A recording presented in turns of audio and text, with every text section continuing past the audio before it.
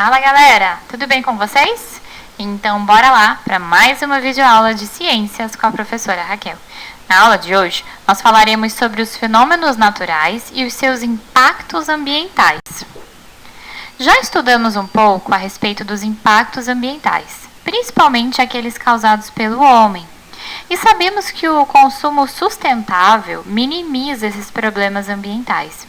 Mas nesse momento, nós daremos ênfase aos impactos causados por desastres naturais, ou seja, aqueles em que o homem não tem uma interferência, pelo menos diretamente. Os desastres naturais fazem parte da geodinâmica do nosso planeta. Esses desastres ou fenômenos podem trazer consequências graves para o homem e muitas vezes para o meio ambiente, já que muitas vezes esses desastres são imprevisíveis e mesmo quando são previstos não há muito o que se fazer, não há muito como se proteger.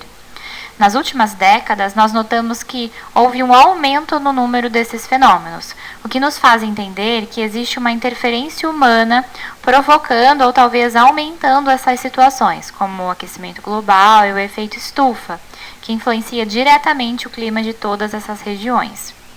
Mas, desconsiderando a interferência humana, existe uma série de fenômenos que independem de nossa atividade e que resultam em modificações nas temperaturas, na qualidade do ar e da água, no relevo, na formação e na extinção de matas e florestas, nas queimadas provocadas por raios, nas secas devido à estiagem e, consequentemente, na diversidade da fauna e da flora.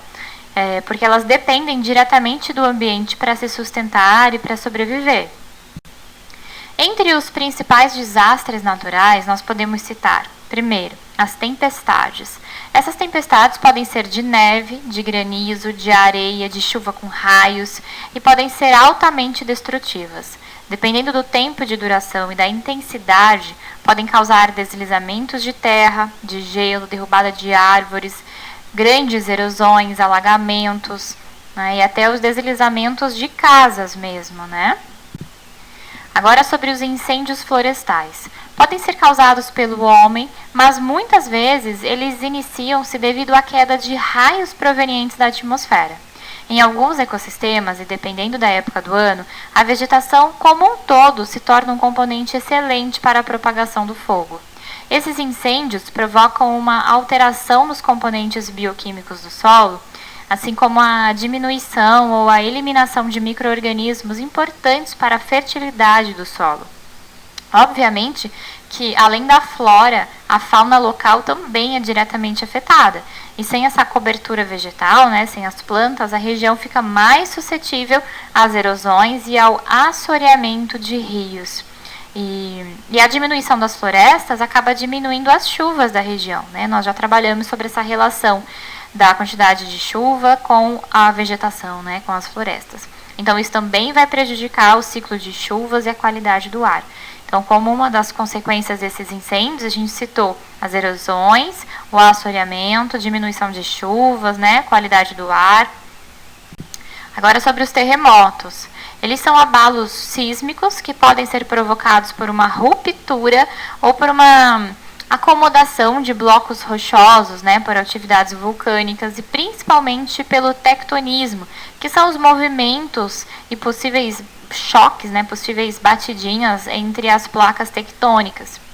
É claro que a gente fica sabendo da ocorrência desses fenômenos quando atingem locais urbanos, causando danos e mortes, mas eles também ocorrem em ambientes não habitados pelo homem e também modificam o ecossistema.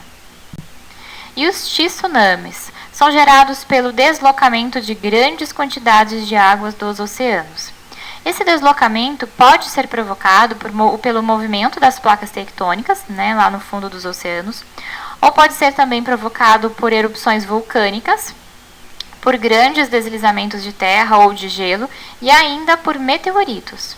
Os tsunamis normalmente afetam a população em geral que vive nas cidades litorâneas, mas muitas vezes atingem uma grande distância da costa, causando muitos prejuízos à população e também ao ambiente. Por exemplo, uma erupção do vulcão Krakatoa em dezembro de 2018 provocou um tsunami com ondas de 40 metros, que além de matar milhares de pessoas nas ilhas da nas ilhas indonésias e no sul da Sumatra, empurrou blocos de coral com 600 toneladas na costa. Os tsunamis causam grandes desequilíbrios nos ecossistemas que atingem, eliminando a fauna e a flora local. Agora vamos falar sobre os furacões, os ciclones e os tufões. Eles são fenômenos meteorológicos que normalmente ocorrem em algumas regiões específicas do planeta, né? Os impactos ambientais causados por esses fenômenos são menos observados. Agora, eles acabam causando danos maiores às cidades por onde eles passam e até mesmo para a sua população. E as erupções vulcânicas, que inicialmente trazem grandes prejuízos ao ambiente. Podemos citar os prejuízos causados à atmosfera, né, devido à grande quantidade de gases que os vulcões expelem, e também ao escorrimento da lava, que acaba destruindo toda a flora e a fauna que estiver em volta. Em erupções de grande porte, já se verificou a diminuição da temperatura das regiões próximas devido à grande quantidade de gases expelidos na atmosfera, os quais acabam diminuindo a incidência da luz solar. Além disso, muitos dos gases acabam se condensando com as chuvas e acabam contaminando o solo. Certo, pessoal? Então ficaremos por aqui. Até a próxima aula. Tchau!